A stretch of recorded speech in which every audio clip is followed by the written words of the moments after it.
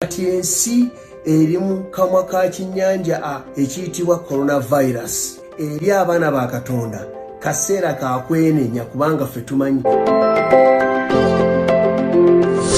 Mukama yeebazibwe abantu ba Katonda mwenna, abaana ba Katonda n'abantu ba Katonda mwenna gye muli mu nsonda ennya ez'ensi.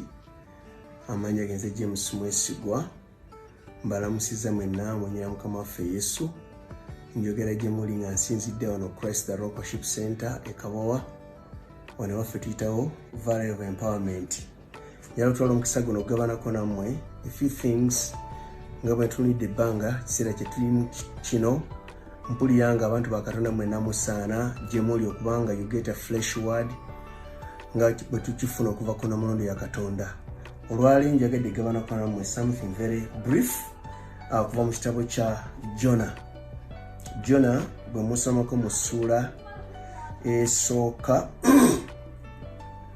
olunyi 16 ojja kusanga nga Jona Mukama yamutuma mu nsi y'Nineeve abulye abantu baayo, abalangireko nti agenda kuzikiza ensi yaabwe kubanga okwolona kwabwe kulinye gyali.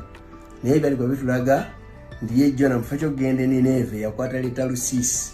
In other words, Jona yajeemera Katonda, yava ku will of God n'akola bibye n'asala okugenda Talusiisi.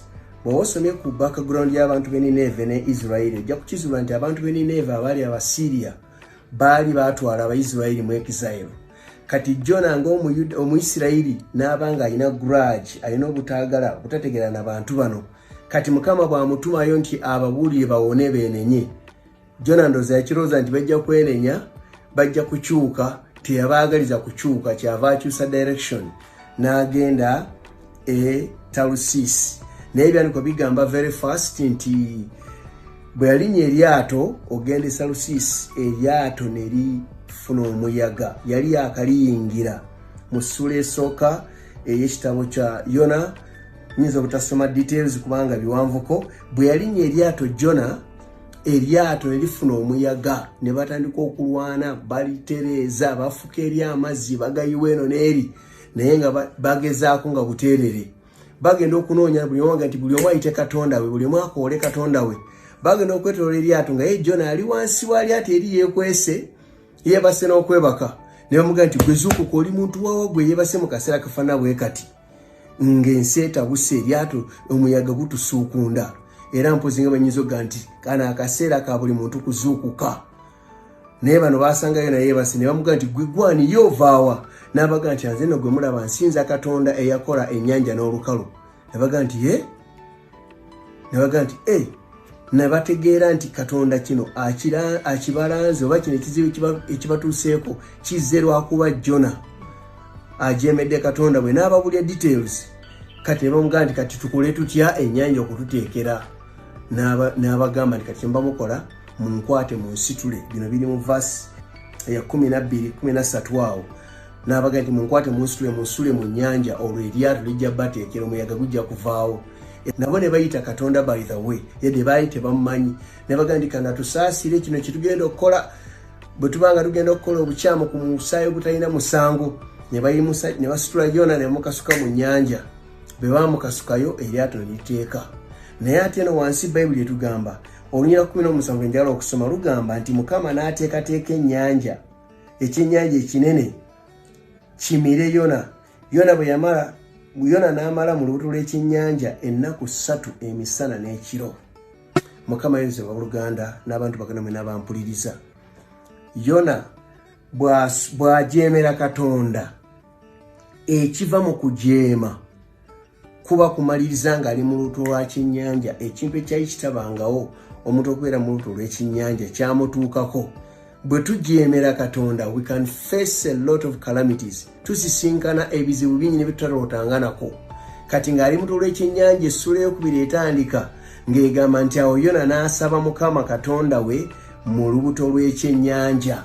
Bassebo ne banya abampuliriza, bwe ntunulira kati ensinga bw'etambula, depending on what is in the news on TV ne mawulire byonna bye tusoma, galaga nti kati ensi yonna abantu bali mu kamwa ka kinnyanja. Italy bafa, Spain bafudde, America bafa, UK katwalire omulangira wa Bungereza Prince Charles naye kati is a victim yatisinze positive. Kati ensi erimu kamwa ka kinyanja ekiyitibwa coronavirus. Era kati naligambye bwenti nyinza okwogera ekigambo kino mu 2 phases. Eri abaana ba Katonda kaseera ka kwenenya kubanga ffe tumanyi ffe tuyingira mu buzibu lwakuba nti no tujemera Katonda. Katonda akozesa calamities nga zino okutukolinga attention. Kyali kubanga yona atuse mu kamwa k'ekyennyanja awo nayimusa amaaso ge n'aga nti mutuufu kino kituse mu lwa bujeemu. Bible egamba chapter 2 of Jonah nti awo Yona n'asaba Mukama Katonda we mu lubuto lw'ekyennyanja. Kati bassebo ne bannyaba abantu ba Katonda mwenna abakkiriza Yesu n'abatana bamukkiriza mu lubuto lw'ekyennyanja kino ekiriwa ekimiza abantu betulabye nako betegedde nako ekitibwa coronavirus. Ffe n'abooluganda tuyimusa amaaso gaffe kaseera kakoora Katonda eri ggwe amanyi Mukama kaseera kakuba nti oyimirira wayagala oyimirire okola kyayagala okole. Ebyandikwa byogera mu kitabu kya Yakobo essula 4:17 nti amanyi ekyokukola n'atakola kikibi eri oyo. Ate eri abatanaba kumanya Katonda bassebo ne bannyabo gye muli mwenna abantu ba Katonda, Katonda atwetaaga ffena tumukyukire tulokoke. Kinsonga oba oli wa ddiini kiyinza yogera gy'oli nali musiraamu, kitange Haji Abdu Chaze, jjajjange Haji Sodi Kagwanze ndiwe Butambala, naye nange Yesu yandokola, abantu bonna Yesu abalokola. Ndabyeko n'abasiraamu abatali bamu Nigeria gye nasomera, ndabye abasiraamu abatali bamu n'omulala yakampeereza message kwegamba abooluganda si nsonga obadde wa ddiini kiffenna kudda eri Yesu kukkiriza Kristo Yesu. Ebyandikwa byogera ku Yesu nti ekyamuleta ku nsi kwali kunoonya n'okulokola ekyabula. Abantu ffenna twali twabula, ne mu madiini omuntu abulirayo bw'aba takkiriza Kristo Yesu n'omulimu ogwamuleta okumulokola. Ayinza okuba nga ali mu ddiini ye naye baba nga takkiriza Yesu n'alokoka abulirayo. So nga nvuddeyo mikwano gyange kaseera kakoora Katonda, kaseera kakutuula wamu. Ate Mukama kyabeerere nti wabyewuunyo kati mu kamwa k'ekyennyanja ensi mweri batuganye n'okufuluma tetugenda ku mirimu. Kankutegeeza mpuliza muganange olwaliro kaakati mu kamwa k'ekyennyanja you can settle down. Katonda ayagala tumukoowole tumuwe kadde tuulako ne famire yo obikule Bible nga gwe yalokoka ogabane n'abaana b'ekigambo kya Katonda bategere Katonda guwakkiriza ogwo kati Mukama gwe mwaganya, Mukama gwatutayereddewo. Bulijjo ffenna tubeera mu fast life, obulamu buli so fast paced, naye kaakati Mukama ffenna slowing it down. N'abayina emmoroka tetukkirizibwa kufuluma waka ng'emmoroka esukkamu abantu abazikitegeeza ne bw'oba oyagala okuvaawo otambule era abamu bajja kusigalawo. Kati abalungi mbasaba abantu ba Katonda, let us stand to God. Naddala mu biti bibiri bw'obanga walokoka tandika okunyweza Yesu guwakkiriza. Ate gwe atanaba kulokoka kyenkusaba ssebo nnya bampuliriza, Haji, Hajjati, maama, taata, senga, kojja, mwannyinaze, muwalimu, buli muntu yenna wooli nga tonnaba kusembeza Kristo Yesu ng'omulokozi wo, nkusaba mwannyinaze, nkusaba muganange ddukira eri Yesu. Emikono gye gikyali migufu agamba mujje gye ndi mwenna abakooye era abasitoowereddwa nange n'abawummuza. Mukama nsaba abawo omukisa nga mumukyukira. In fact tosobwa akaseera kano tekakuyitako simanyi byankya, ate kano akaseera yadde kalabikangako obuzibu naye ate kayinza okufuukira the best time ever kubanga akaseera wokyukira Mukama n'omumanya it is the best time for your life. Yesu yabuuza kirigasa ky'omuntu okulya ensi yonna naye n'afiira obulamu bwe. Yandikwa bigamba mu Romans 8:28 nti ebintu byonna bikoleramu olw'obulungi. All things work together for good to those that love God and are called according to his purpose. Akaseera kano bw'okyukira Mukama yadde bagamba nti ka corona gw'ate ogenda kukebaliza kandi ogambe nti bannange nze kaali kaseera ka coronavirus mwe namanyira Mukama mwe nategeerera Katonda n'endokoka n'enfuna obulamu obutaggwaawo. Nsaba Mukama abawo omukisa n'ebigambo ebyo nga mukyukira Katonda. Asigadde ndi Pastor James Mwesigwa, Sinzidano Christ the Rock Worship Center Kabowa. Kitaffe mu linnya erisinga amannya gonna era Kristo Yesu omwana wa Katonda omulamu tujja mu maaso go ng'abaana b'endagaano.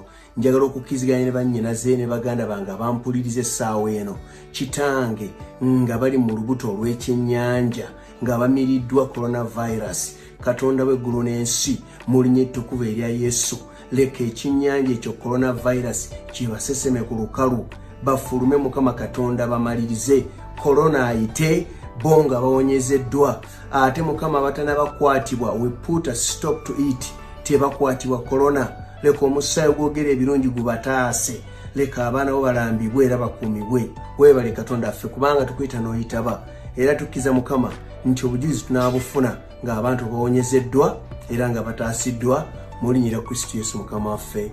Amiina. God bless you. Bye.